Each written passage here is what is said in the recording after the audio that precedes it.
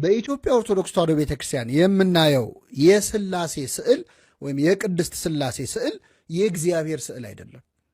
ይህንን በደንብ ማወቅ አለበት ማንኛውም ሰው። ስዕሉ የእግዚአብሔር ስዕል አይደለም የሚለው ቅድስት ሥላሴ ወይም ስሉስ ቅዱስ ነው የሚለው። ምን ማለት ነው? ልዩ የሆነች ሦስትነት ማለት ነው፣ ወይም ሦስቱ ቅዱስ ማለት ነው። ስለዚህ የተሳለው ሦስትነቱ ነው እንጂ እግዚአብሔር አይደለም። ባህሪው አይሳልም፣ መለኮቱ አይሳልም።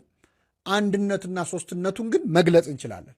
ስለዚህ የቅድስት ሥላሴ ስዕል ማለት በብሩሽ የተጻፈ ጸሎተ ሃይማኖት ነው።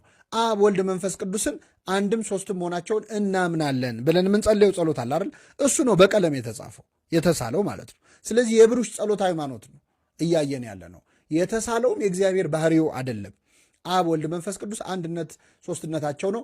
ቅድስት ሥላሴ ወይም ልዩ የሆነች ሦስትነትን የምትሳለው ልዩ የሆነችን ሦስትነት ለምን ትስላላችሁ ማለት ለምን ታምኑበታላችሁ ማለትም ነው። ምክንያቱም ልዩ የሆነች ሦስትነት ትጻፋለች፣ ትዘመራለች፣ ትጸለያለች፣ ትሳላለች።